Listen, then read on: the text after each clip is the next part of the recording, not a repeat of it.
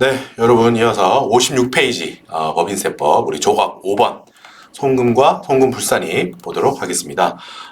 우리 출제 빈도를 한번 살펴보시면은 우리 송금과 송금 불산입은 여섯 문제 우리가 여섯 문제가 아니고 네 문제 우리 6회차를 분석했는데 네 문제 정도 지금 나왔다는 거니까 빈도가 높은 편이죠. 우리 여기 속하니까 중요 파트입니다. 중요 파트. 이게 사실 애매한데 뭐 4개라고 중요하고 3개라고 덜 중요하고 이런 건 아니죠. 뭐 3개, 4개. 근데 굳이 어떤 구별을 지어야 되니까 나름대로 이렇게 나누긴 했는데 뭐 3개든 4개든 비슷합니다. 3개 나온다고 하면 우리가 뭐 2번에 한 번 나오는 걸로 보시면 되고 4번은 그거보다는 비중이 높은 편이기 때문에 4번, 4개, 5개, 6개는 다 열심히 하셔야 됩니다.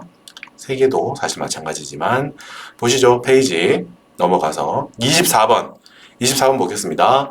송금 및 송금 불산액에 대한 설명이 나오는 것은 1번 손비는 송금과 비용이라는 뜻이죠.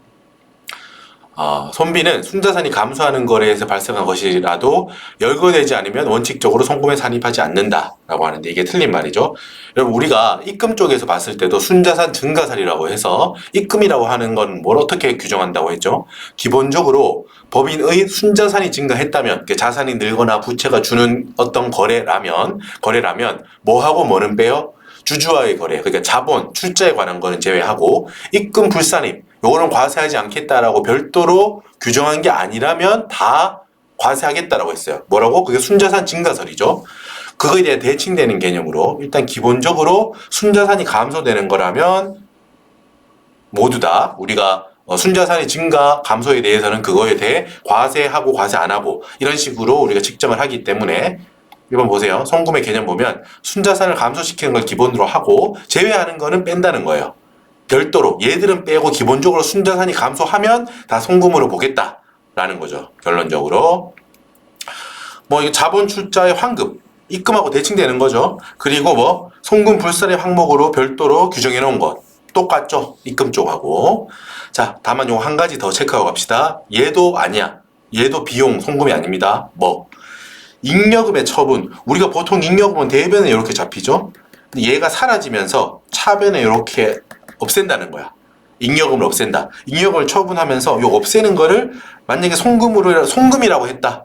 그런 경우는 그거는 잉여금이 없어진 거지 비용이 아니다라는 거예요. 그런 측면에서 잉여금의 처분인데 그걸 손비라고 계상해 뒀다면은 그거는 송금 불산이 한다 이 말이에요. 됐죠? 요거는 보다 보면 얘를 많이 볼 수 있을 겁니다. 자, 2번. 법인의 업무를 수행하기 위한 여비는 그 출장지가 국내인 경우에만 송금에 산입한다. 아닙니다. 여러분, 요것도 생뚱맞다는 표현은 그렇고, 평소에 이제 많이 보지 않는, 접하게 되지 않는 지문인데, 그렇기 때문에 한 번쯤만 확실히 공부해두면 되는 거예요. 여러분, 업무를 수행하기 위한 겁니다. 업무를 수행하기 위한 거면은 개인적으로 쓰는 게 아니란 말이야. 개인적인 여행을 위한 게 아닙니다. 업무를 위한 거라면 출장지가 국내인 경우도 있을 거고, 국외인 경우도 있겠죠. 해외라고 이거를 제재할 필요가 있을까요? 없다는 거예요. 오히려 당연한 건데도 문정을 보고 오히려 본인이 그냥 낚일 수 있는데 아닙니다. 낚이실 필요 없다는 거야. 업무를 위한 거니까 국내 국외 따질 필요가 없다는 거지. 그 출장에 대한 여비를 인정함에 있어서 송금으로 인정해 준다는 겁니다. 3번. 자산을 취득하면서 부담한 부가가치세 중 필요적 기재사항이 누락된 세금 계산서 관련한 매입세액이에요. 그래서 공제받지 못한 매입세액은 추후에 송금에 산입된다. 이거 틀렸는데 요거 중요합니다. 여러분 함께 정리하시죠. 밑에 뒷페이지까지 넘어갈 텐데 자, 여러분 우리가 부가가치세법도 결과적으로 우리가 공부할 거잖아. 법인세법 다 하고 나면 공부할 건데 거기 가면 여기가 있어요. 이 파트가 있다고. 불공제 매입세액, 즉 공제받지 못하는 매입세액이야. 내가 어떤 걸 사오면서 혹은 부담해서 매입세액을 내가 부담했지만 부가가치세 신고를 할 때 그 부담한 금액에 대해서 공제는 못 받아. 그 경우에 대해서 우리가 다 정리를 부가가치세법에서 할 건데 지금 여기 법인세법하고 연결이 되어 있는 파트인 거예요. 여기가. 볼게요. 일단 빨간색 부가가치세법상 정리를 하면 여러분 볼드 처리되어 있는 거 보세요. 세는 똑같은 거고 등 그리고 나서 띄었죠. 위에 일단 사세 등 사업과 관련 없는 매입세액이야. 회사가 돈이 나가긴 했는데 회사가 하는 사업하고 관련이 없대. 그리고 세금계산서 합계표나 세금계산서 뭐 미수령, 부실기재 뭐 이런 것들, 미제출, 세금계산서 관련해서 합계표나 그 자체에 대한 어떤 문제가 있다는 거야. 제대로 안 했다는 거지. 합계표를 제대로 작성하거나 제대로 제출하거나 이렇게 했어야 되는데 세금 계산서 관련해서 TI 관련해서 법인이 부담했어야 되는 어떤 그런 의무들이 있어. 행했어야 되는 의무들. 그걸 제대로 하지 않았구나라는 느낌을 가지시면 돼요. 그리고 여기 뭐 마지막에 사업자 등록을 하고 나서 그 후의 매입세액을 공제해 주는 게 기본인데 사업자를 등록하기 전에 얘들이 매입한 매입세액은 기본적으로 공제를 해주지 않아요. 기본적으로. 자, 지금 말했던 사세 등 위에 있죠. 위에 얘들은 방금 공통점이 뭐예요? 이 법인이 뭔가 잘못한 거예요. 해야 될 세법상 의무나 이런 것들을 이행하지 않았거나 요건을 충족하지 않았는데 지금 매입세액을 부담했다는 거지. 그런 경우는 어때요? 부가가치세법상 공제해주지 않는 거는 물론이고 오른쪽에 이건 법인이 귀책사유가 있다는 거잖아. 불공제되는 데 대해서 법인이 귀책사유가 있는 경우야 지금 이 위에 4개는. 그러니까 법인세법상 소득금액을 계산할 때도 송금불산입 한다는 거야 다. 송금불산입 기타사 유출. 그죠? 귀책사유가 있긴 하지만 실질적으로 이게 뭐 대표자가 먹었거나 주주가 어떤 이걸 가져갔거나 이런 건 아니잖아요. 그러니까 추가적인 소득세 부담을 매길 필요는 없는 거예요. 그래서 법인세법상 송금으로 인정하지 않는 거야. 왜? 너희들 귀책사유가 있잖아 라고 법인한테 말하는 거야. 세법이. 잘못했으니까 송금으로 인정하지도 않겠다.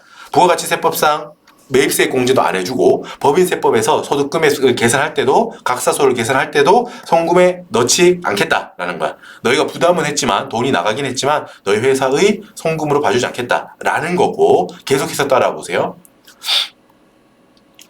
자, 부가가치세법상 공제받지 못하는 거는 똑같아. 부담을 했더라도 공제 못 받는데 그 사유가 회사가 잘못한 건 아니에요. 지금부터 본 애들은 토지 관련한 거. 그리고 뒷페이지에 개별 소비세 대상 자동차 구입할 때 들어간 돈. 소형 승용차 말하는 거예요. 과거 표현으로. 비영업용 소형 승용차라는 거면 과거 표현으로. 개소세 대상 작은 것들, 자동차 구입할 때 들어간 것들. 그리고 접대비, 면세 관련 매입세 이런 것들. 뭐 토, 개, 대면 빨간색으로 주친 볼드돼 있는 친구들. 이런 친구들은 회사가 잘못한 건 아니고 부가가치세법의 특성상 여러 가지 정책상 세법의 특성상 하지 않는 거예요. 회사가 뭘 잘못한 건 아니잖아. 비영업용 소형 승용차를 샀다고 해서 그 샀다는 행위가 뭔가 세법이 이거 행위 자체를 제재해야 하는 건 아니잖아요. 그죠?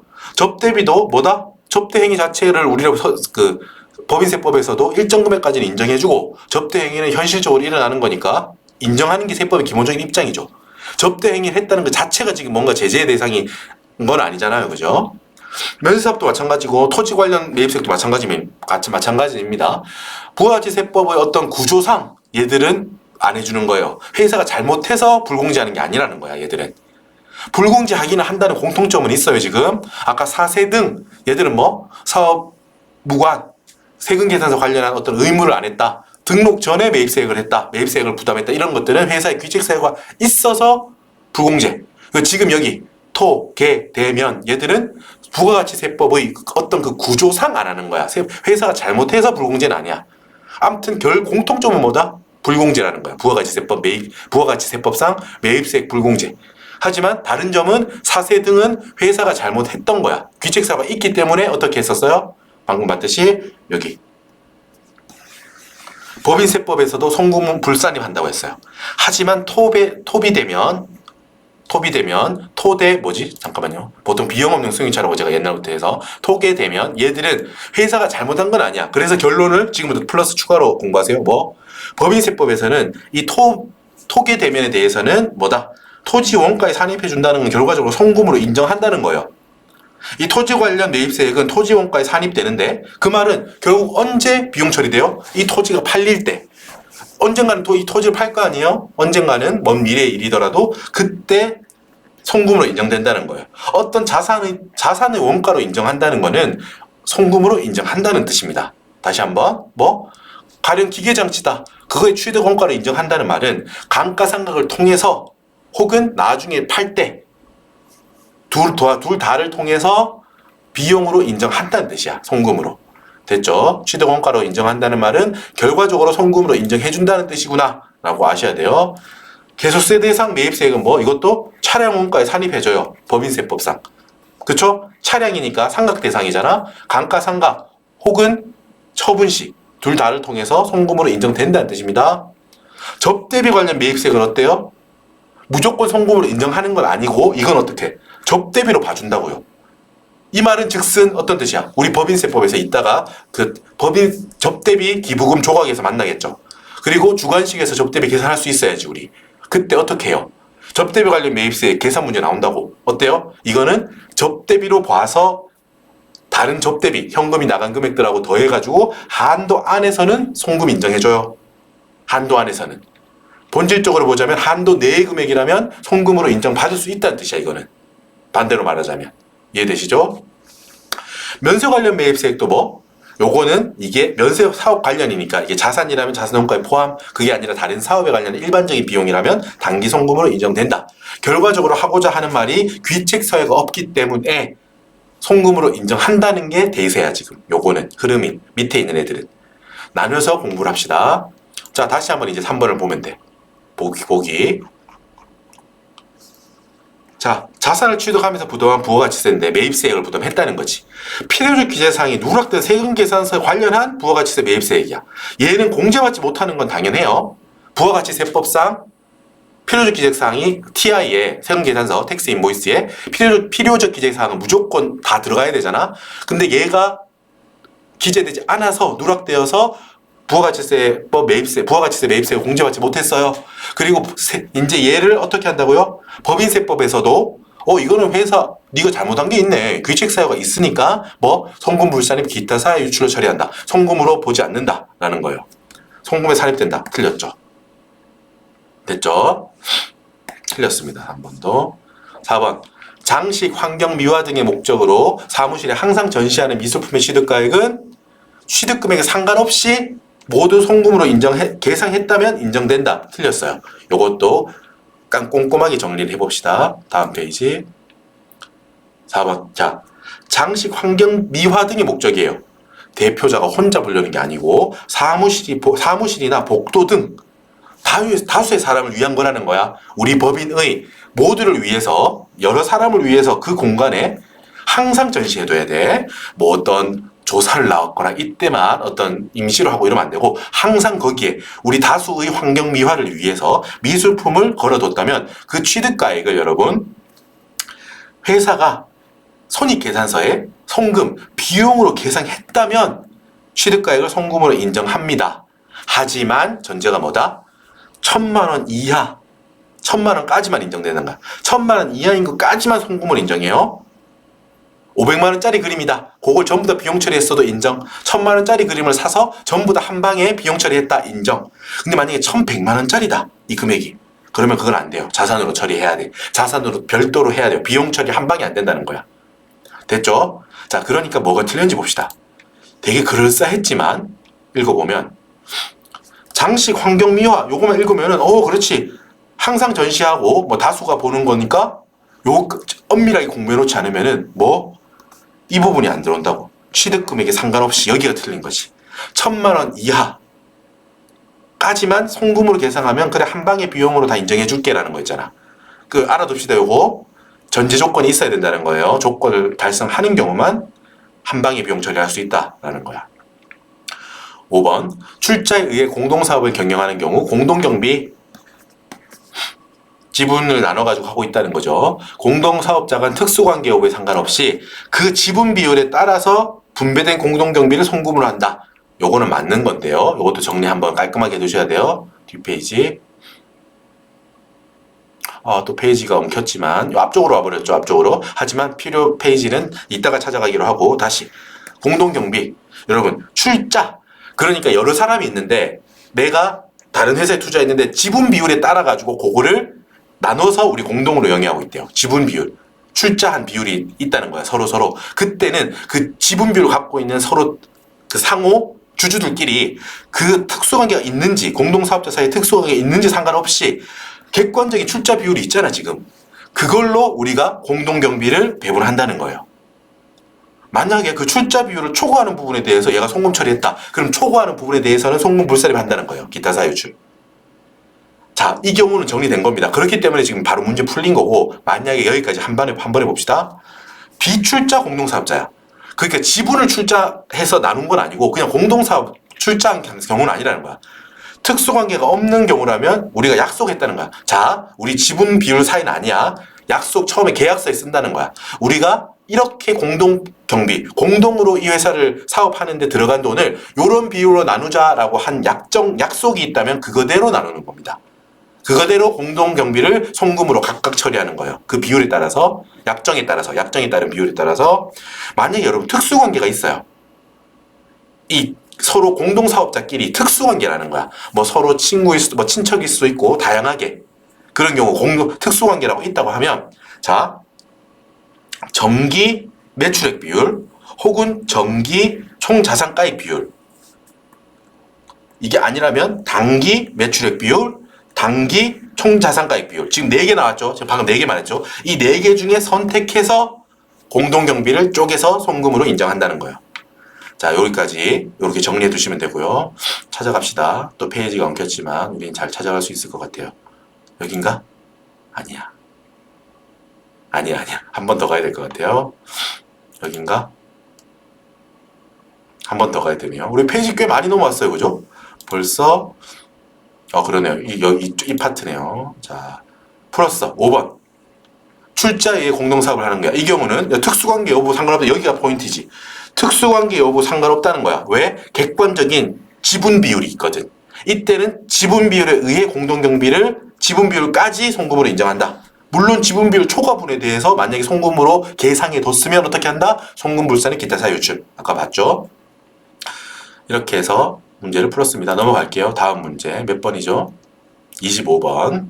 자, 금방금방 풀 수 있어요. 속도가 붙을 겁니다. 법인세법은 손비의 범위에 관한 일반적인 기준으로서 그 사업의 그 법인의 사업과 관련해서 발생하거나 지출된 손실 또는 비용, 이게 바로 손비죠. 손실 또는 비용, 손비로서 일반적으로 인정되는 통상적인 것이거나 수익과 직접 관련된 수익 비용 대응 된다는 거야. 그걸로 규정하고 있다. 아, 너무 잘 맞는 표현이야. 맞아요. 손비의 일반 원칙입니다. 이게 한번 읽어보면 됩니다. 맞는 말.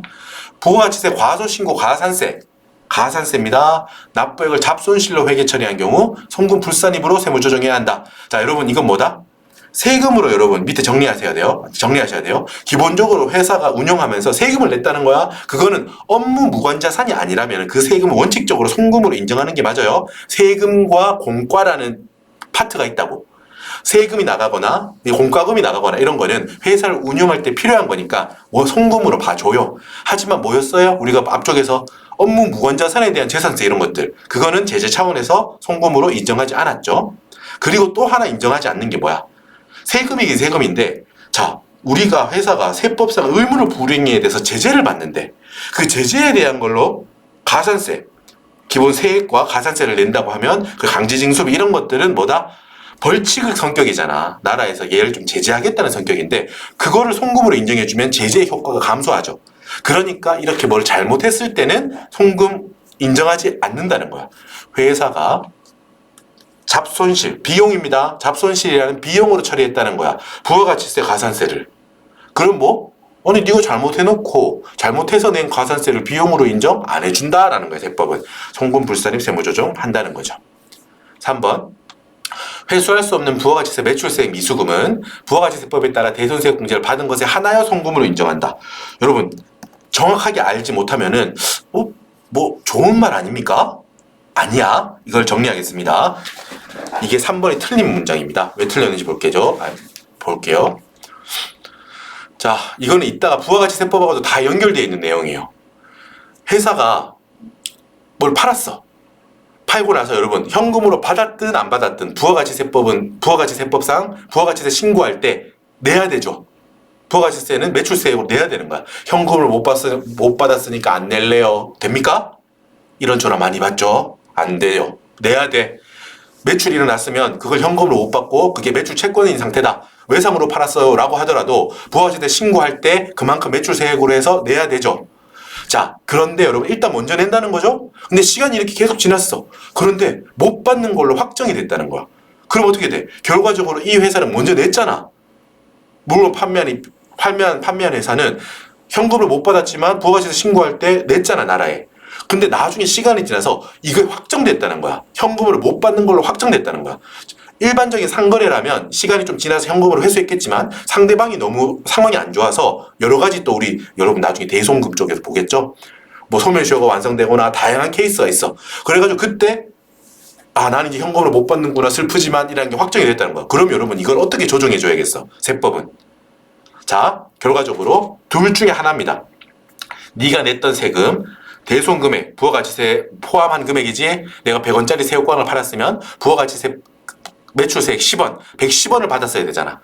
110원을 받았어야 되잖아. 새우깡 100원 부가가치세 10원. 이 110원 전체 금액에서 110 곱하기 10 하면 뭐가 나와? 부가가치세액 나오죠. 매출세액 10원 딱 나온다고. 이 금액은 뭐? 둘 중에 하나입니다. 결론이야 이거. 둘 중에 하나. 이렇게 못 받는 걸로 확정된 거 법인은 미리 냈던 부가가치세 매출세액 어떻게 한다? 둘 중에 하나입니다. 부가가치세법상 대손세 공제를 받거나 법인세법상 대손금으로 송금 인정받거나. 여러분 빨간색, 초록색 중요하죠. 이거 뭐 둘 다 동시에 적용받을 수는 없어요. 둘 중 하나를 선택해야 하는 거야. 뭐 부가가치세법상 대손세액 공제. 우리 나중에 부가가치세 공부할 때 요거 매출세액에서 조정해 주는 거 있죠. 빼주는 거야. 이만큼을. 세액만큼을. 그렇거나 법인세법상 대손금으로 송금 인정받거나 둘 중에 하나만 된다는 걸 기억하시면 돼요. 뭐 내가 냈던 미리 현금을 못 받았지만 나라에 부가가치세 신고할 때 냈던 그 금액이 못 받는 걸로 픽스됐어. 고정됐다고. 이제 못 받는 걸로 확정됐어. 그때 VAT법상 대손세액 공제도 받고 법인세법상 대손금으로도 송금 인정받고 이렇게 둘 다는 안 된다는 거예요. 그게 지금 포인트야. 자, 뭐가 유리한지는 요거는 참고 삼아 알아둡시다. 뭐가 유리해요? 세부담 최소화. 그러니까 법인 입장이라면 세금을 적게 내는 거를 좋아한다라고 하고 그런 법인의 세부담을 적게 하는 방법으로 하려면 둘 중에 뭐가 유리하냐? 알아만 둡시다. 부가가치세법상 대손세액 공제를 받는 게 유리해요. 왜냐하면 지금 이 예에서 10원이 있죠. 부가가치세법에서는 이 10원만큼 그냥 바로 세액을 없애버리는 거야. 낼 세금에서 10원만큼 안 내는 거야. 근데 법인세법에서는 이 10원만큼을 어떻게 돼? 동금액 10원만큼 곱하기 법인세율 뭐 10%, 20%, 22%막 이렇게 있다고 하면 곱하기 T, 텍스 레이트. 이 10원 곱하기 텍스 레이트만큼만 법인세액이 감소하는 거예요. 지금 대손금으로 인정받는다는 거는 송금으로 인정받는다는 거잖아. 그러니까 윗단계. 소득금액 계산하는 그 윗단계에서 지금 10원만큼 빼겠다는 거야. 그러니까 결과적으로는 세액 측면에서 보자면 결과적으로 송금 인정해주는 10원 곱하기 세율 만큼만 세금이 줄어들거든요.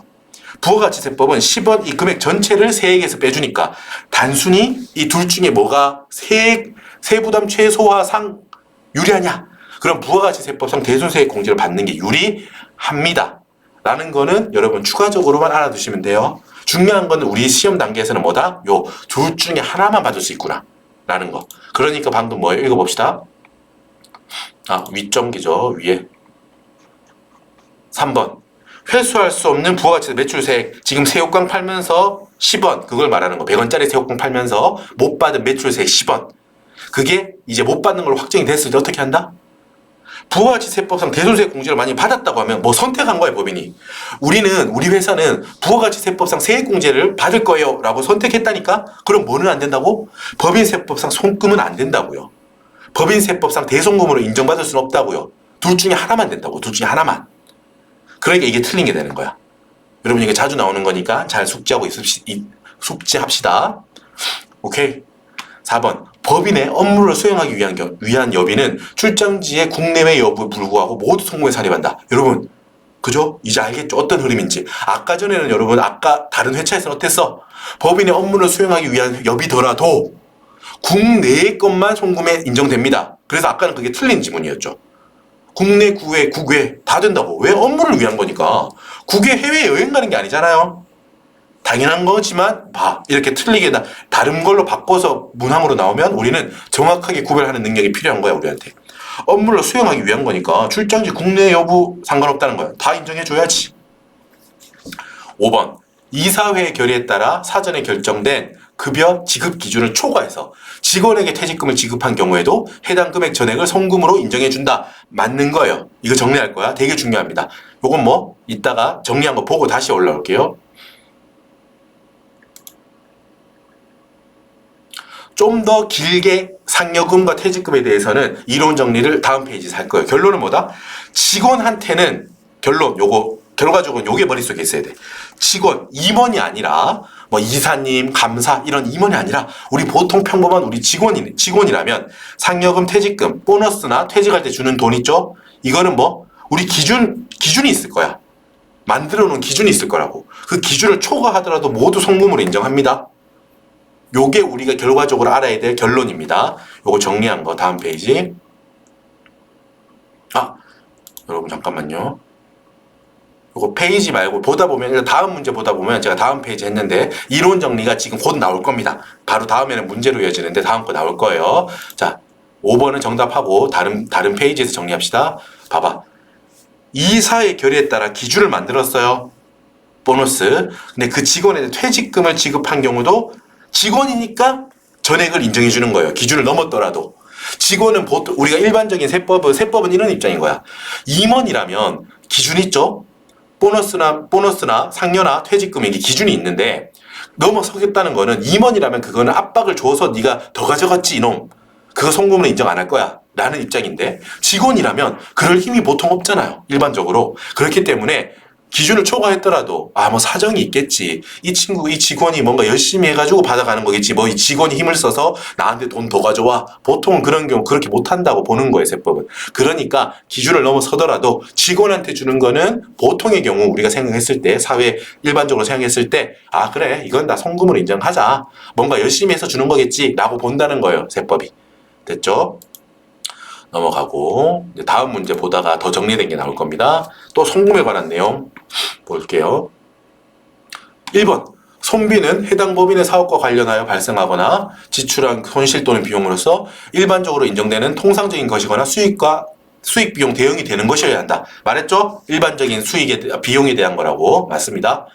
자, 2번 매출 누락에 대응하는 원가 상당액이 장부 외에 처리되었음이 확인되는 경우 그 원가 상당액을 송금에 산입한다. 자, 여러분 반가운 거 나왔어. 제가 여러분 앞쪽에 신고조정사항, 결산조정사항을 설명드릴 때 신고조정사항의 대표적인 예로 뭐를 드렸어요? 매출에 대응하는 원가 상당액. 이게 뭐예요, 여러분? 매출 원가죠. 매출에 대응하는 그 원가. 이게 바로 매출 원가잖아. 그죠? 이 회사가 매출도 슬쩍 누락하면서 거기에 대응하는 매출 원가도 장부 외 처리, 누락, 뭐 포탈을 위한 누락이나 이런 걸 지금 말하는 거야. 장부에 정상적으로 안 해놨다는 거야. 이걸 확인했대. 여러분 이거 뭐 이런 경우 어떻게 한다고 했어요? 신고조정 사항이에요. 매출 원가는 무조건 해야 된다고. 무조건 결과적으로 법인세 신고할 때 이 금액만큼은 송금이 돼야 되는 거야. 이거는 현실적으로 나간 돈이니까. 매출 원가가 현실적으로 100원이 나갔는데 만약에 손익계산서에 100원이라고 잘 적어뒀다면 법인세 신고할 때 확인하고 넘어가면 되죠. 잘했구나. 그런데 뭐 이렇게 100원만큼 돈이 나갔는데 슬쩍 누락시켰다는 거야. 그거를 확인했대. 법인세 신고할 때. 뭐 차후 조사라고 봐도 상관없고 법인세 신고할 때 알았다는 거야. 그럼 어떻게 한다고? 이놈 너 100원 매출 원가 나간 거 현금 나간 거 이거 신고조정 사항인데 누구 멋대로 장부에 안 넣었냐. 송금 산입 마이너스 유보로 신고 조정해야 된다는 거죠. 맞죠? 이런 식으로 공부하시면 돼요. 이어지죠 다. 3번 자산을 취득하면서 부담한 나왔던 거야. 부가가치세 중 필요적 기재사항이 누락된 세금계산서를 수취함에 따라 공제받지 못한 부가가치세 매입세액은 어떻게 한다고요? 송금에 산입됩니까? 법인세법상 안 되죠. 아까 말했죠? 우리 앞에 정리했던 거야. 회사가 잘못했어. 세금계산서 관련한 어떤 꼼꼼하게 안 챙겼다는 거지. 귀책사유가 있어. 그러면 부가가치세보다 매입세액을 부가가치세법상 공제받지 못하는 거는 물론이고 당연하고 법인세법에서도 그 귀책사유를 물어서 귀책사유가 있음을 책임져라 라고 해서 송금에도 인정하지 않는다. 송금불산은 기타사유 유출이라고 한다고 했잖아. 오케이. 반복되죠? 오케이. 우린 잘하고 있습니다. 4번 출자자인 임원. 요것도 나왔던 거네. 출자자인 임원 지급한 경조비 중 사회 통념상 타당하다고 인정되는 범위 안의 금액은 뭐? 소득금액 계산상 송금에 산입된다. 자, 여러분 잘 들으세요. 아까 전에 우리 앞에서 출자 주주이면서 임원인 경우 여러분 뭔가 얘한테 뭔가 줬다고 하면 얘는 주주이기도 하면서 우리가 임원이니까 상여 그러니까 배당의 측면도 있고 상여의 측면도 있는데 우리는 뭘로 본다고? 상여로 보겠다고 했잖아요. 우리 앞에서 정리했었지? 여기에 대한 소득 처분. 뭐 출자자인 임원에게 뭔가 소득 처분할 때 우리 상여로 한다라는 거 하나 포인트였어. 하지만 여기서는 그건 아니야. 그걸 묻는 건 아니네요. 뭘 물어봐요? 출자 임원한테 경조비를 줬대. 뭔가 개인적으로 뭔가 일이 있어가지고 회사가 회사 이름으로 돈을 줬다는 거야. 경조사 관련해서. 근데 이게 사회 통념상 타당하는 범위 아니래요. 그러면은 회사의 송금으로 산입한다는 거야. 이거는 맞는 말이에요. 이거는 잘 정확하게 알지 못하면 이렇지. 출자 임원? 출자 임원은 뭔가 제재해야 될 것 같은데. 경조사비를 회사가 줬다면 제재해야 될 것 같은데 뭐라고? 사회 통념상 타당한 범위 아니잖아. 우리가 살다 보면 경조사를 하게 되잖아. 그 출자 임원이 경조사인데 요게 포인트인 거야. 사회 통념 범위 아니라면 송금 인정한다는 거. 됐죠? 이제 당연하게 합시다. 사회 통념을 넘어서면 당연히 송금 불산입이고요. 경조사인데 회사가 갑자기 한 10억 줬대. 그럼 됩니까? 안 된다는 거야. 사회 통념이 얼마인지는 그 건 바이 건인데 우리 시험에 그걸 물어보진 않아요. 다음 중 사회 통념상 뭐 이 경우에 경조사비가 타당한 것은 그런 건 안 물어봐. 이렇게 표현으로 준다고요. 사회 통념상 범위 아니다 이렇게. 됐죠? 물론 여러분 나중에 접대비 할 때 그런 건 있죠. 접대비, 뭐 적격 증빙을 받냐 안 받냐 기준. 일반적으로 3만 원, 뭐 경조사비엔 20만 원. 그건 지금 이거하고는 다른 거예요. 거기에는 접대비는 딱 기준을 잡아줘야 되기 때문에 건 바이 건으로 다 판단하기는 힘들기 때문에 그렇게 접대비로 살 때는 그런 식으로 3만 원, 20만 원 이런 식으로 해놨다는 거. 나중에 접대비에서 확인할게요. 5번. 법에 따라 의무적으로 납부하는 것이 아닌 공과금. 그러니까 임의로 회사가 어디 줬다는 거야. 그 경우는 송금에 산입하지 않는다라는 게 정답입니다. 만약에 법에 따라서 어떤 공과금이 얼마를 납부해야 된다고 정해져 있다고 해봐. 그러면 그거를 회사가 부담했으면은 당연히 송금으로 인정해 줘야겠죠. 하지만 이건 임의 회비 같은 걸 말하는 거예요. 임의로 회사가 임의로 준 경우 그거는 뭐다? 2번에 대한 설명 잘 돼 있죠? 신고조정사항 아까 했던 거고요. 5번 풀이 봅시다. 방금 요 4번도 출자 임원한테 주는 것도 인정한다. 요것도 했고요. 타당한 범위 아니니까 말로 했던 걸 정리하는 겁니다. 자, 공과금에 대한 정리합시다. 공과금이란 여러분 정의가 뭐다? 세금은 아니야. 근데 세금은 아닌데 강제적으로 내야 되는 걸 우리는 공과금이라고 하는 거예요. 세금과 공과금 할 때 그 공과금입니다. 세금은 아니지만 회사가 내고 싶다고 내고 안 내고 싶다고 안 내는 게 아니라 기본적으로 강제적으로 내는 거를 부담해야 되는 거를 공과금이라고 해요. 그래서 공과금 원칙적으로 송금으로 인정한다는 거야. 기본적인 입장은. 됐죠? 하지만 파랑이 밑에. 다만 다음 중 어느 하나의 공과금은 송금 불산이 많은 거야. 자, 임의 출연금. 그러니까 회사가 어디에 출연금을 돈을 줬는데 임의로 선택했다는 거야. 회사가 안 내도 되는데 법에서 강제하는 거 아닌데 낸 경우. 그리고 법령에 따른 불이행, 이건 제재하는 거야. 잘못했다는 거야. 폐수배출부담금, 장애인 고용부담금, 이건 뭐냐 하면 폐수배출부담금은 잘못한 거에 대한 제재입니다. 이거 버리면 안 되는데 몰래 버리다 걸린 거야. 이거 폐수를 강에 몰래 버리다 걸린 경우야.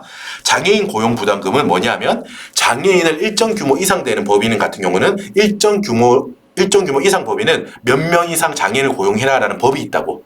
근데 그걸 고용 안 했다는 거야. 그러면 그거에 대한 제재로서 장애인 고용 부담금을 내는 경우가 있다고요. 그러니까 잘못했다는 거야. 이 공통점은. 폐수배출부담금, 장애인 고용 부담금은 법상 해야 될 걸 안 하고 그 대신 돈으로 냈다는 거야. 그거는 제재잖아. 아까 말했듯이 제재에 관한 걸로 돈 내는 건데 그걸 송금으로 인정해주면 제재의 효과가 떨어지겠죠. 그렇기 때문에 송금 불산입한다 이 말이에요. 정리해 둡시다 이거. 앞에 가서 이제 봅시다. 5번. 법에 따라 의무적으로 납부하는 것이 아닌 공과금, 이게 바로 임의 출연금이 대표라고 했죠. 그거는 송금에 산입하지 않는다는 거야. 안 내도 되는데 법에서 내라고 한 것만 우리가 지금 공과금이라고 해서 내는데 그 송금으로 인정해 주는데 이거는 네가 선택해서 낸 거 아니냐라는 거야. 그래서 송금으로 인정하지 않겠다라는 거예요. 공과금이지만 이름은 공과금이지만. 자, 됐습니다. 정리해 두시고 아까 말했듯이 요거 폐수배출배당금이나 장애인 고용부담금이라는 걸 보고 이게 뭔가 회사가 잘못했구나라는 걸 떠올릴 수 있어야 돼요. 그래서 제재를 하는 거구나. 스토리를 알면은 그러니까 송금으로 인정 안 하겠구나라는 쪽으로 이렇게 풀어갈 수 있다고 머릿속에서. 근데 그냥 단순히 외우려고 하지 마시고 몰래 폐수를 버리다 걸렸다. 장애인을 몇 명 이상 고용해야 되는 법이 있는데 그걸 어기고 대신 벌금으로 이걸 냈구나. 이런 식으로 스토리를 갖고 있으세요. 머릿속에. 그래야 외우기 쉬워요. 오케이, 됐습니다. 자, 다음 문제. 여기까지 하고 쉴 겁니다. 자, 계속 나오네. 송금은 법인의 순자산을 감도시키고 사업과 관련했거나 일반적으로 인정되는 통상적인 거나 수익과 직접 수익 비용 대응돼야 되는구나. 맞다 이거야. 계속 나오죠. 너무 땡큐야. 하지만 이게 언제든 틀린 지문으로 나올 수 있으니까 꼼꼼하게 순자산 감소, 사업과 무관한 게 아니라 관련되어 있고 뭐 일반적으로 인정되는 통상적인 것이어야 특별한 게 아니라 통상적인 것이고 수익과 관련 없는 게 아니라 관련돼야 되는구나. 방금 제가 말할 때 이렇게 페이크 한번 넣은 것처럼 여러분도 머릿속에서 공부할 때 이렇게 바뀌면 틀린 거겠구나라는 정도를 하시면서 공부하세요. 2번 임직원이 아닌 지배주주.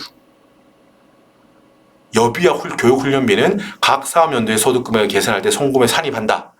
라는 건데 여러분 보세요. 2번 볼게요. 자, 여러분 일반적으로 여비, 그러니까 출장비, 아까 전에 말했던 출장비라면 정당한 업무와 관련된 거라면 국내든 국외든 오케이.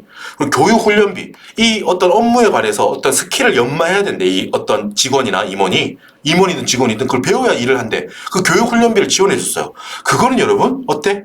임원이나 직원이 회사를 운영하는데 들어간 필요한 출장비나 교육훈련비예요. 만약에 임원이나 직원이 개인적으로 놀러 갔거나 개인적으로 뭔가 회사 상관없은 교육비다 이런 거라면 송금으로 인정 안 하겠지. 근데 일반적으로 우리가 표현한다는 거는 출장 갈 때 출장여비, 교육훈련비 그거는 임원, 직원 다 인정하는 게 원칙이에요. 오케이. 근데 한 걸음 더 가보자. 근데 이게 만약에 이 돈이 나갔는데 이게 임원이나 직원이 아니야. 주주야, 주주. 여러분 주주는 우리 회사에 그냥 지분을 갖고 있는 사람이잖아. 우리 회사에 실제로 와가지고 출근해가지고 일하고 이런 거는 주주가 아니에요. 물론 주주면서 임원이면 뭐라고 한다고? 그건 출자 임원이니까 그건 다른 이야기야. 출자 임원이더라도 만약에 정당하게 출장을 간 거라면 지금 인정해준다는 거 앞에서 했잖아. 근데 임원이나 직원이 아니야. 근데 단순한 주주면서도 이건 또 지배주주야. 아주 지배권을 갖고 있는 지분율이 많은 사람이라고. 이 사람한테 여러분 여비랑 훈련비를 주는 게 가당키나 합니까? 안 맞잖아 지금. 그죠? 그렇기 때문에 지금 앞 페이지 아니고 위에 봐봐. 임직원이 아니야. 단순한 주주이기만 하다는 거예요. 분명히 해뒀죠. 주주면서도 정당하게 임직원인 경우는 아닌 거. 그냥 우리 회사의 주주, 돈만 엄청 투자한 사람이야. 이 사람한테 여비 훈련비를 주는 게 말이 됩니까? 명목상 애초에 성립할 수가 없다는 거지. 애초에 정당하게 성립할 여지가 없는 경우에 이거는 송금에 산입하지 않는다는 거지. 주의하자. 밑에 빨간색. 여러분 지배주주라고 무조건 안 되는 건 아니고 만약에 지배주주 혹은 지배는 아니더라도 주주인 거야. 근데 출자한 경우 출자 임원이라고 했지. 출자한 임원인 이 경우는 정당한 출장과 교육훈련 목적이라면 그거는 인정해 준다는 거예요. 여러분 상식으로 생각하면 되겠지. 상식으로 풀립니다. 오케이. 넘어갑시다. 3번 업무와 관련이 없어. 그리고 그걸 취득하고 관리함으로써 생기는 유지비, 수선비 이와 관련된 비용은 송금에 산입하지 않는다. 지금 여기서 여러분 유지비, 수선비라고 했지. 여러분 업무 무관자산의 재산세, 보유세 이런 거 인정했습니까? 송금으로 인정해주지 않았어요. 유지비, 수선비, 관련 비용, 감가상각비 어때? 업무 무관자산의 감가상각비 어때? 감가상각비 시부인할 것도 없고 전액을 다 송금으로 산입해버린다고 했죠? 자, 한 가지 더 주의하자고 했던 거 기억나십니까? 취득 단계에서 들어가는 취득세는 지금 이게 X가 아니죠. 이게 맞는 거잖아. 송금에 산입하지 않으니까 이게 맞는 표현이죠. 송금에 산입하지 않으니까 맞는 표현이다라는 거예요. 자, 아까 한 가지 더 중요한 거 업무 무관 자산이더라도 취득하는 단계에서 취득세가 나갔다. 어때? 자산의 취득원가로 본다 안 본다? 업무 무관하지만 본다고 했어. 그거는 주의하자고 했어. 지금 여기서는 유지비, 수선비라고 했어. 보유 단계라고 했어. 지금 이거는. 그러니까 아니라고 좀. 그러니까 산입하지 않는다고. 맞는 표현이라고. 됐죠? 자, 부동산 임차법인이 부담한 전세금 및 임차보증금에 대한 부가가치세 매입세액은 소득금액을 계산할 때 송금에 산입한다. 자, 봅시다. 이거 정리한 거 뒤쪽에 4번. 여러분 방금 전에 우리가 업무 무관자산 요건 정리해 두세요. 요거 다시 한번 업무 무관자산에 대해서 송금불산입하는 거 수선비, 유지비, 송금불산이 사유출합니다. 됐죠? 보유 단계에 대한 세금들도 송금불산입하고요. 업무 무관 자산에 대한 감가상각비도 송금불산입 유보. 됐습니다. 그리고 이따가 지급이자 쪽을 공부할 때 업무 무관 자산에 대한 지급이자도 송금불산입 기타 사유출합니다. 요것들 정리해 둡시다. 그리고 아까 말했듯이 한 가지 더 주의해 두자고 했던 거 취득 단계에서는 뭐 업무 무관하더라도 취득세는 자산가액을 구성한다. 헷갈리기 쉬움 주의하자. 방금 말했던 거 본 거예요. 정리해 둡시다. 요거. 자, 요거 방금 4번 이제 보다가 왔죠. 임차법인이 부담한 전세금은 송금을 인정합니다. 사업 관련된 걸로 보니까요. 내가 부동산을 빌려서 임차해서 쓰는 법인이 이 전세금을 줬대요. 그걸 송금을 인정한다는 거야. 사업 관련된 거니까요. 그리고 해당 전세금, 임대보증금에 대한 매입세 부담 금액도 송금으로 인정합니다. 두 항목 다 일반적으로 인정되는 거니까요. 사업하고 관련된 거니까요. 됐죠? 자, 5번도 새로 나온 거. 처음 보는 거. 자, 내국법인이 지급한 손해배상금. 우리 회사가 어떤 손해를 끼쳤대요. 상대방, 누군가한테 손해배상금을 줬대요. 근데 뭐, 실제 발생한 손해를 초과하여 지급하는 부분이 있어요. 그거는 송금에 인정하지 않는다는 거예요. 요거 정리할게요. 내용이 뒤에 정리해놨어요. 요게 얼마 전에 생긴, 몇 년 전에 생긴 건데, 징벌적 목적의 손해배상금이라는 게 있다고요. 자, 내가 손해를 끼쳐서 그거를 보전해 주는 것까지는 송금으로 인정하는데, 내가 손해배상금을 줬는데 지금 법률상 내가 징벌적, 내가 뭔가 손해를 끼쳤다는 거야. 뭐 소비자나 이런 사람한테. 근데 징벌이란 뭐야? 너 앞으로 좀 잘하라는 거야. 그래서 이거 벌로서 이번에 크게 한번 벌금 준다. 앞으로는 이런 경우 없도록 해. 라는 제도라는 거예요. 이게 여러분 미국에는 막 몇십 배 막 물리고 이런 경우도 있잖아. 그래서 어떤 소비자 보호 측면에서 이런 제도가 우리도 이제 생겼는데 한도가 있어요. 뭐 언제 어떤 경우에는 몇 배를 주고 이런 게 있다고요. 법에. 그때 실제 발생한 손해액이 있는데 그걸 초과하는 부분은 뭐다? 너 이놈 앞으로는 잘해. 제재 차원에서 벌과금 성격이라고요. 징벌적으로 벌을 주는 거라고. 공통적인 거죠. 아까 폐수 버리다가 걸려서 폐수 배출 부담금 같은 경우는 징벌로 주는 거기 때문에 그걸 송금으로 인정하면 징벌의 효과가 떨어지니까 송금으로 인정하지 않는다. 이것도 똑같아. 실제 발생한 손해를 메꿔주는 것까지는 송금으로 보겠는데 그걸 초과하는 부분은 벌로 주는 건데 그걸 송금으로 인정하지 않겠다는 거야. 됐죠? 실제 발생이 초과액 이런 식으로. 요 정도로 방금 설명 들으신 부분만 이해가 되시면 될 겁니다. 5번 다시 한번 봅시다. 내국법인이 손해배상을 했는데 그 중에서 실제 발생한 부분을 초과하는 부분은 송금에 산입하지 아니한다 라는 거 알아두시면 되겠습니다. 자, 여러분 이렇게 깔끔하게 우리 송금 관련해 가지고 요거 조각 몇 번이었죠? 조각 5번이었죠. 그래서 수고하셨습니다. 잠깐 쉬셨다가 독립적으로 송금 중에서 인건비 요거는 되게 중요하거든요. 얘만 따로 독립되어 있는 거야. 그러니까 이따가 쉬셨다가 이어서 조각 6번 인건비에서 뵙도록 하겠습니다. 수고하셨습니다.